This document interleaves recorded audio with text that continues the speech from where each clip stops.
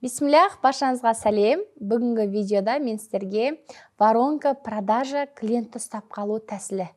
Яғни осы воронка продаж дегеніміз не? Жалпы өзімнің тәжірибемнен өткен клиенттерді тұрақты клиентке айналдырудың жолын бөлісетін боламын. Көп жерден естіп жүрген шығарсыздар, воронка продажа деген сөздерді. Бұл воронка продажны бүгін мен сіздерге айтатын кез келген өнімге қолдана аласыздар. Көбісі ойлайды, товарный бизнеске немесе запускқа, тек қана инфобизнеске деген сияқты. Жоқ, бұны товарный бизнеске де қолдансаңыз болады. Қызметіңіз, яғни услуга бар болса, оған қолдансаңыз болады. Инфо өніміңіз бар болса, оған да қолдана аласыздар. Бірақ қолданған кезде сауатты және пошаговый дейміз ғой, әр қайсысын өзінің бір кезеңдерімен қолдану керексіздер. Жалпы воронка деген кезде ауылдың қызымын ғой, енді мен ауылда андай воронканы еске түсіріңіздерші. Айран құятын, да сүт құятын, сондай воронка сияқты ғой. Бұл воронка деген воронка продажа жалпы бұл клиенттерді сіздің өніміңізбен алғашқы танысқан сәтінен бастап сатып алуына дейінгі жүріп өтетін кезеңдер. Мысалға, ең бірінші таргет қоссақ та, жарнама берсек те, тіпті осылай ютубқа шықсақ та көп адам келеді. Яғни бұл воронканың ең үлкен бетіне жиналған қаймағы деп айтсақ та болады. Көп келген клиенттер. Бұл воронка продажны қалай қолданамыз? Воронканы қолдану үшін сіз клиенттің әр қадамын бақылау керек боласыз. Сатылымыңызды арттыру үшін, оны ұстап қалу үшін сіз нақты воронкаға қадамдар жазып алу керек боласыз. Сонда ғана клиент сіздің воронкаңызға түсіп, одан шықпайтын болады. Ең бірінші назар аудартасыз, яғни клиентті өзіңізге алып келесіз. Көп бір 1000 адамның назарын өзіңізге қараттық, Одан кейін сол аудиторияның қызығушылығын арттырасыз, яғни қызығушылық туындатасыз. Дәл осы салаға, өзіңіздің товарыңызға, қызметіңізге, инфо өніміңізге. Одан кейін қызығушылықтан кейін қарастыру, салыстыру, яғни сіздің өніміңізді өзгелермен салыстырып бастайды. Сол этапта сіз өзіңіздің бір артықшылықтарыңызды ұсынасыз, яғни уникальный торговый предложение деп жатамыз. Өзіңіздің бір арнайы ұсыныстарыңыз болу керек. Одан кейін шешім бересіз. Шешім берген кезде тағы да біз өзіміздің бір сату техникаларымызды қолдану керек боламыз. Шешімнен кейін әрекет.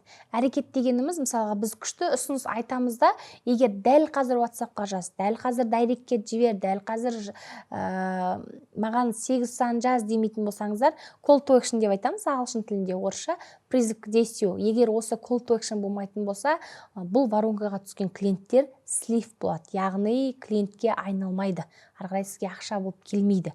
Сол үшін бұл әрекетке итермелеуіміз керек. Және одан кейін ол адам сізге әрекетпен келді ме, клиентті ұстап қалуымыз керек. Бізде бұл воронка мощный жұмыс жасайды. Неге? Себебі менің отдел продажымда маған келген кезде былай айтады: Гүлзу ханым дейді, сіздің шәкірттеріңіздің 80% тыңдаңыздар, 2018-ден бері келе жатырған шәкірттеріңіз дейді, 80%. Ал товарный бизнесті мен өзім 2018-де бастағанмен инфобизнеске келгенде тастап кеттім. 2022-де Турцияда тұрған кезде мен кері бастадым товарный бизнесті. Сол 2022 жылы ашылған чаттарым менің әлі бар. 30 товарный бизнеске арналған чатым бар. Ол жақтағы клиенттер әлі менің клиентім. Яғни мен ол клиенттерге осы 6 этаптан тұратын сату воронка продажны қолдандым. Және әр этапта өте маңызды өзінің міндеттерін орындайтын сөздерді, офферлерді, манағы ұтыпыларды, call to actionдерді жасап отырдым әр кезеңде. Енді клиенттің ең бірінші кезең назарын аударту дедік, көп адамды қарату дедік. Бұл жерде сіз клиенттерге әлеуметтік желіде іздеу саласыз. Ол қалай? Сатайын деп жатырған товарыңыз, инфо өніміңіз немесе услугыңыз туралы Инстаграмда онлайнға айқайлап жар салып айтуыңыз керек, TikTokта айтуыңыз керек айқайлап, және де ютубта айтуыңыз керек. Яғни қандай бір желі болмасын, сол жақта айтуыңыз керек. Назарын аудару үшін оффер деген бар, бас тартылмайтын ұсыныс айтуыңыз керек. 3 күнде 5 килограмм салмақ таста, 1 сағатта 300 теңге табыстап деген сияқты көпшіліктің назарын онлайн желілерде аудартуыңыз керек. Екінші кезең бұл қызығушылық тудыратын кезең, бұл клиентке өнім туралы ақпарат беретін кезең. Бұл жерде енді көбіне бірден сайтқа өткізуі мүмкін, немесе бір арнайы шағын видео уроктар түсіріп қою мүмкін, тегін вебинарлар деген сияқты. Жалпы осы кезде өнім туралы ақпарат бересіз. Бұл қалай? бір күнде 3 килограмм салмақ таста дедім ба? Дәл осы жерде есім Гүлзат Өтемісқызы бір айда 20 килограмм арықтаған диетологпын. Мен енді диетолог емеспін, жалпы пример келтіріп жатырмын сіздерге, деген сияқты клиентке өзінің өнім туралы ақпарат бересіз. Жай ғана ақпарат бересіз. И үшінші, бұл уже салыстырайды, сұрақ жауап болып бастайды. Осы кезеңде неге ан жақта 250 мың, мына жақта неге 300 мың, сізде неге 500 мың деген сияқты сұрақтар кетті. Осы сатыда сіз өніміңізді қорғап алу керексіз. Не үшін? Ол сізден алу керек. Және осы сәтте өзіңіздің ұтымыңызды ұсыну керексіз. Уникальный товарный предложение. Себебі менде оптым чат бар, менде оптым чатқа доступ навсегда, бір товар болса оптым бағада ала аласың, және сен өзің қалаңда отырып сатсаң, мен сен клиентіңе өзім салып жіберем деп біз өзіміз ұсынысымызды айтамыз клиенттерге. Сіздер де дәл осылай бір өзіңіздің оның клиенттің күмәнін сейілтетіндей жауаптарыңызды беру керексіздер. Тұшымды жауаптарыңызды. И төртінші маңызды бұл шешім қабылдайтын, шешім шығаратын клиенттің кезеңі. Осы кезде біз не істейміз?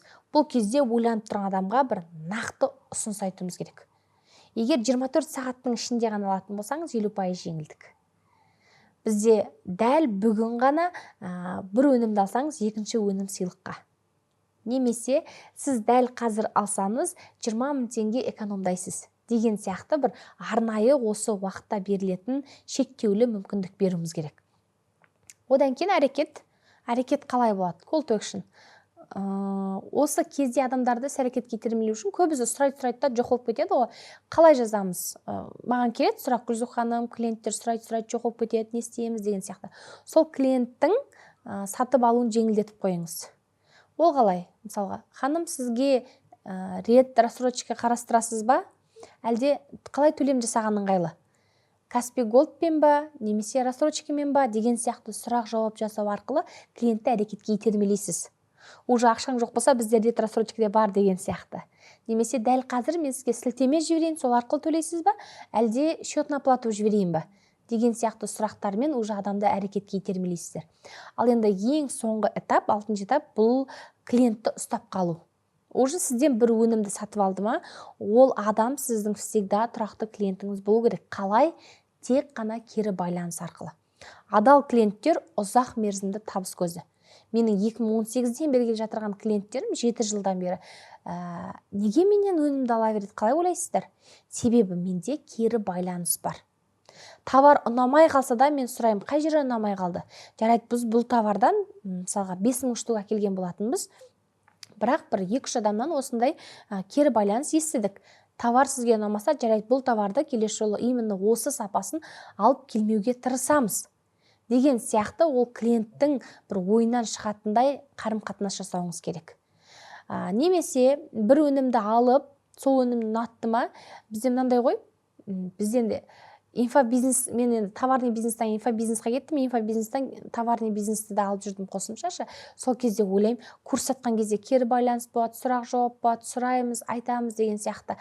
Товар сатқан кезде ең алғаш ешкім жазбайды да, товарлардың барлығын отправка жасадық, бірақ ешкім жазбайды.